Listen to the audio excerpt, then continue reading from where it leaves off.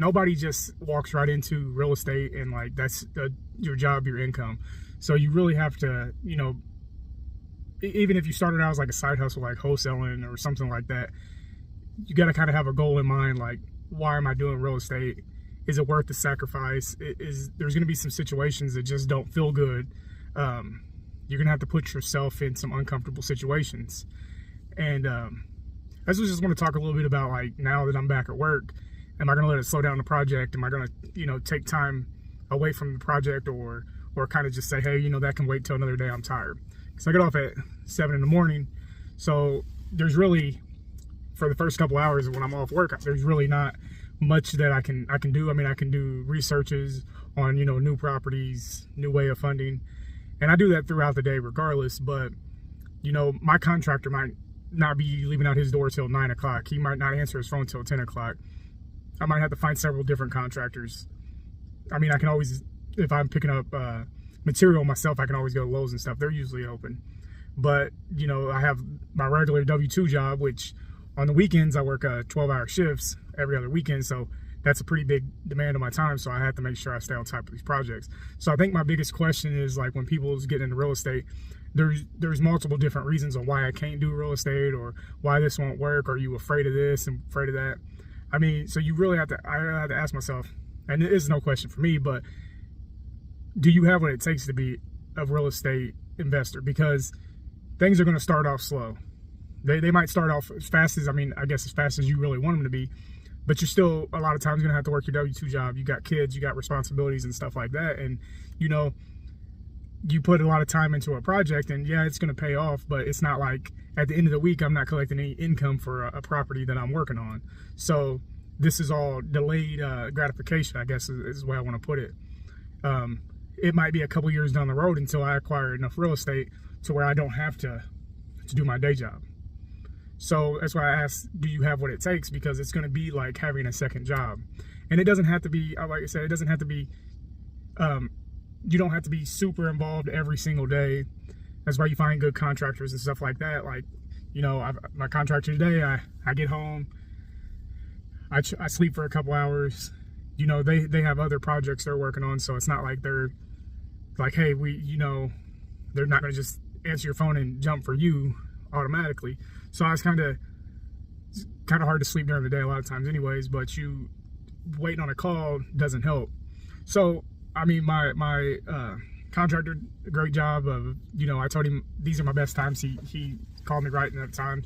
So we went over and we did a walkthrough on the foundation work that they did and the roofing they did, and they redid some OSB board on the floor that needed to be replaced, kind of rotted out. And when he comes in, I showed him one big problem area that I wanted to have him look at. He said he's gonna send his guy back out and look at it. It's just the floor seems fine, the foundation seems fine. It's just that there's a little bit of sag in it. It's a 100-year-old house, a lot of deferred maintenance on it. So we didn't discuss it. He didn't really go over it with his sub. So just something we went over, and then I kind of let him go. I followed him as he went over the work that he knew his crew had did. I didn't really say much. I kind of just let him kind of lead the way. So he immediately actually picked up on some of the things that I saw or seen that needed to be worked on. And he said, hey, I'm going to get my guys out. We're going to make this the best we can. We're going to get this fixed. But anyways, that's for a whole nother video. The point I'm trying to make is, like, you have to get out of bed and you got to hustle. And you can have a million different excuses on why you can't do nothing. I work with a few people that want to get into real estate, but they just, I guess either they don't really want it, or they don't see the potential in it, or they want to be Grant Cardone or whoever on the first day. Well, it's not going to be like that. Most of us investors are not going to be like that. I don't even aspire to be a Grant Cardone per se. I have my own goals and stuff like that. I don't really look towards other people for motivation. I look for, hey, what can I do to get where I need to be? I've been with the same company for 15 years now, almost 16 years, and I mean, I might last another 20, 30 years here if I want to retire, but it's not really what I want. I mean, I want financial freedom, and I feel like real estate is that thing that's going to take me there. So I'm going to be setting my goals here pretty soon. I probably should already have my 2024 goals, but things kind of took off for me in December, and I kind of let them things pass by. But with that, you know, I'm learning a lot, and I haven't, obviously, I've ran into some, I'm gonna make another video about some of the issues I ran into with the roof situation. But like, when you know you're doing it right and you did years of research and you just keep pushing, like there's gonna be things that hurt. Like the hit I took on the roof financially, it wasn't taken out of my pocket, it's been taken out of my profit, which is my pocket, but it's not putting me in debt. But because of my education and, you know, and just the network I work with, mentor I work with, you know, it works. Real estate works. So, I mean, this video is basically for people not to really ask, do you have what it takes? But just to kind of let you do have what it takes. Like, people can do this. And I've only got four units right now. Two's in the process, two's rented out, two's in the process of getting rehab. So, you know, I'm on the very beginning of real estate investing, but I'm starting to realize, like, the more you just really get in there and do it, the more things open up. And I've really, like, you say like 6 months, a year ago, really seen like 5-6 years down the road, I'm going to retire off, not necessarily retire because it's going to always be something to do with real estate, but I'm really thinking that my W-2 job is, I'm on the back half of that. Like I don't want it anymore, and I just have to ask myself, like, it's comfortable, obviously, to have a W-2. You know, you got your health insurance and stuff like that, and you know, a lot of people have kids. My kids are adults, so I don't necessarily think on that same path. But with you know, my kids being adult, my parents are getting older, so it's a responsibility that I'm take on to help them. And the potential of real estate is just amazing. And I just wanted to have people ask themselves, do I have what it takes? So that means start out by investing in yourself. Pick up a book, write some stuff down, write some plans down. Think about what do you really want to do? Is this just talk, or are we gonna have action? Because I work with a group of a little bit over 100 investors, and most of us maybe have 1 or 2 properties coming in. And I mean, people are like, they're really just closing deals. Like, there's a formula, and all these people, I'm sure, have jobs.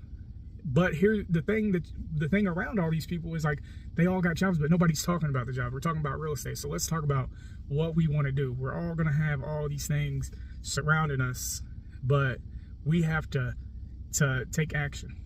So, like, I know it's kind of corny, but just look it on Facebook. It's all the thing. You miss 100% of the shots you don't take.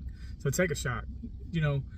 But you can't be lazy about it. That's the thing. Like, you can't be lazy about it. If you can be part-time about it, but don't be lazy. When you're ready to put work in, put work in. Don't be on some half stuff. And, you know, be skeptical. But when you're skeptical, educate yourself. Read a book. Go to Bigger Pockets. That's YouTube. I mean, I'm talking on YouTube right now. But get inspired by something and take action.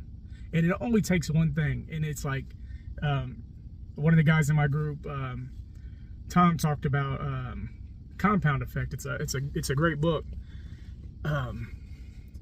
Or it was Atomic Habit. I can't remember. But anyways, they're both kind of in the same realm. Atomic Habit kind of goes into, like, just building these good habits, what it takes to build a habit. And the compound effects is basically all the things you stack together, and eventually it's gonna compound into one big thing. So that's like starting in real estate. You might start out by reading a book, going to a meetup, just talking about it amongst your friends, but compound that with something else. So we read a book one week, and then we go to a real estate investor meeting another week, and then you know, watch some YouTube videos. And then really, like, with real estate, there's so many different things. You kind of really find out what you want to do in it. And then once you find out what you want to do in it, you'll start over and figure out something else you want to do in it. Because right now I'm doing single family, small multifamily, like 2 to 4 units. But my end goal is to own some apartment buildings. But that's all compounding. I've learned a lot just in the last couple of months about lending, contracting, talking to people, meeting with people. And I thought I knew a lot, but now I know a lot more. So I'm gonna end this video with just, asking people, do you have what it takes? And basically what I mean by that, do you want it? So if you want it, you're gonna have what it takes. Don't make it a difficult thing. Trust the process, enjoy the process. But if you guys want to know any more about my channel, just like, subscribe, write some comments, ask me some questions. Like I said, I'm not pretty new to real estate. I've owned another duplex for multiple years, so I've got some experience in property managing that. I do it myself. Some people like it, some people don't. I'm not the biggest fan of it, but it's part of the process. I'm learning, dealing with people, dealing with problems and stuff like that. So I'll probably be making a couple more videos this week. We got some things going on. We got, like I said, the roof and the foundations done. Now we're going drywall, paint, lighting. We should be on the back half of the rehab, which is pretty exciting. And then we'll go from, just kind of chronicle everything from there. But yeah, I just wanted to make this video and talk to everybody for a minute. And if you guys got any questions, I hope you, this brings some value to you. I hope you enjoy the channel. But yeah, leave some comments and we'll talk about it. And